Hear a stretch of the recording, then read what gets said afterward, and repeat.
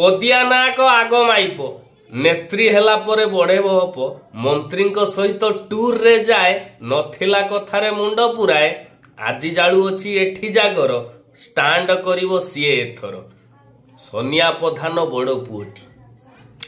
ସୋନିଆ ପ୍ରଧାନ ବଡ଼ ପୁଅଟି ମଦ ପିଇ କରେ ଛକରେ ଖଟି ଅଭଦ୍ର ଭାଷାରେ ପିଜି କରିଛି ଦଳିଆ ପତାକା ଧରି ବୁଲୁଛି କମେଣ୍ଟ ମାରିକି ଛେଚା ଖାଇବାରୁ ମାଇପ ତାର ଛାଡ଼ି ଯାଇଛି ଜାଗର ପାଇଁ ସେ ସକାଳୁ ଗାଧେଇ ଦେଶୀ ଗୁଆ ଘିଏ ଦୀପ ଜାଳିଛି। ଦର୍ଶକ ବନ୍ଧୁ, ଗତକାଲି ଥିଲା ମହାଶିବରାତ୍ରି ଜାଗର। ଏ ଜାଗର ଉପଲକ୍ଷେ ଆମ ଗାଁ ମନ୍ଦିରକୁ କେଉଁ କେଉଁମାନେ ଦୀପ ଜାଳିବାକୁ ଆସିଛନ୍ତି ତାଙ୍କ ଉପରେ ଗୋଟେ କବିତା ମୁଁ ଲେଖିଛି। କବିତାଟି ଏଇଆ, ଆମ ଗାଁ ଜାଗର। ଦାସ ଝିଅ ଆଜି ଜାଗର ଜାଳିଛି ସେଲ୍ଫି ନେଇକି ଷ୍ଟାଟସ ରଖିଛି ଚାରିଟା ବୟଫ୍ରେଣ୍ଡ ମେଣ୍ଟେନ କରିକି ସରକାରୀ ପାଇଁ ଉପାସ ଅଛି। ସକାଳ ପ୍ରହରୁ ମନ୍ଦିରେ ଅଛି ଭାରି ନିଷ୍ଠାରେ ସେ ରିଲ୍ସ କରୁଛି ଦୀପ ଜାଳୁ ଜାଳୁ ଫଟୋ ଉଠେଇକି ଫେସବୁକରେ ଲୋଡ କରିଛି। ଆର ଗାଁର ସେ ରାଉତ ଝିଅ ପଳେଇଥିଲା ଧରି ବାରିକ ପୁଅ 2 ବର୍ଷ ରହିକି ଏବେ ଫେରିଛି ଶଙ୍ଖା ସିନ୍ଦୁର ସେ ଫିଙ୍ଗି ଦେଇଛି ଭାରି ନିଷ୍ଠାରେ ସେ ଉପାସ ରହିକି ପୁଣି ଏଇ ବର୍ଷ ଦୀପ ଜାଳୁଛି।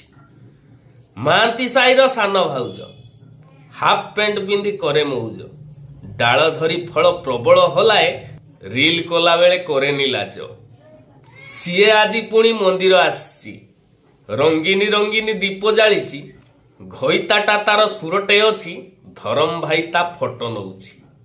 ପଦିଆ ନାକ ଆଗ ମାଇପ ନେତ୍ରୀ ହେଲା ପରେ ବଢେବ ହପ ମନ୍ତ୍ରୀଙ୍କ ସହିତ ଟୁରରେ ଯାଏ ନଥିଲା କଥାରେ ମୁଣ୍ଡ ପୁରାଏ ଆଜି ଜାଳୁଅଛି ଏଠି ଜାଗର ଷ୍ଟାଣ୍ଡ କରିବ ସିଏ ଏଥର। ସୋନିଆ ପ୍ରଧାନ ବଡ଼ ପୁଅଟି। ସୋନିଆ ପ୍ରଧାନ ବଡ଼ ପୁଅଟି ମଦ ପିଇ କରେ ଛକରେ ଖଟି ଅଭଦ୍ର ଭାଷାରେ ପିଜି କରିଛି ଦଳିଆ ପତାକା ଧରି ବୁଲୁଛି କମେଣ୍ଟ ମାରିକି ଛେଚା ଖାଇବାରୁ ମାଇପ ତାର ଛାଡ଼ି ଯାଇଛି ଜାଗର ପାଇଁ ସେ ସକାଳୁ ଗାଧେଇ ଦେଶୀ ଗୁଆ ଘିଏ ଦୀପ ଜାଳିଛି। ଭୀମା ମୁଦୁଲିର ସାନ ଶଳାଟି। ଭୀମା ମୁଦୁଲିର ସାନ ଶଳାଟି ଭୁବନେଶ୍ୱରରେ ରହିକି ପାଠ ପଢେଟି ଚାକିରି ପାଇଁ ସେ ଚେଷ୍ଟା କରି କରି ଶେଷରେ ବିଲରେ ଟେକୁଛି ମାଟି। ଚାକିରି ପାଇଁ ଏଠି ଟଙ୍କା କାରବାର ପଚାରିଲେ କିଛି ଦିଏ ନା ଉତ୍ତର ଚୁପଚାପ ଏବେ ରହୁଛି ସିଏ ବି ସକାଳୁ ଗାଧୋଇ ପାଧୋଇ ସରାଗରେ ଦୀପ ଜାଳିଛି। ଦୀପ ଜାଳିଦେଲେ କଣ ହବ ସତ୍ କର୍ମ ଯଦି କରୁନଥିବ। ଦୀପ ଜାଳିଦେଲେ କଣ ହବ ସତ୍ କର୍ମ ଯଦି କରୁନଥିବ ବର୍ଷ ସାରା ତମେ ପାପ କରୁଅଛ ଜାଗର ଜାଳିକି ଲାଞ୍ଚ ଦେଉଛ।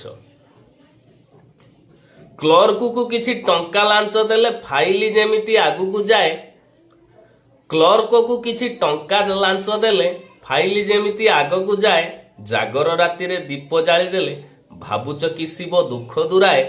କ୍ଲର୍କକୁ କିଛି ଟଙ୍କା ଲାଞ୍ଚ ଦେଲେ ଫାଇଲ ଯେମିତି ଆଗକୁ ଯାଏ ଜାଗର ରାତିରେ ଦୀପ ଜାଳିଦେଲେ ଭାବୁଛ କି ଶିବ ଦୁଃଖ ଦୂରାଏ। କର୍ମ ଅନୁସାରେ ଫଳ ଫଳିଥାଏ ଦୁନିଆର ରୀତିନୀତି। ଆରେ କର୍ମ ଅନୁସାରେ ଫଳ ଫଳିଥାଏ ଦୁନିଆର ରୀତିନୀତି। ଦୀପ ଏଠି ତମେ ଜାଳ କି ନ ଜାଳ କର୍ମ କଲେ ରହେ ସ୍ଥିତି। ନମସ୍କାର, ଜୟ ଜଗନ୍ନାଥ।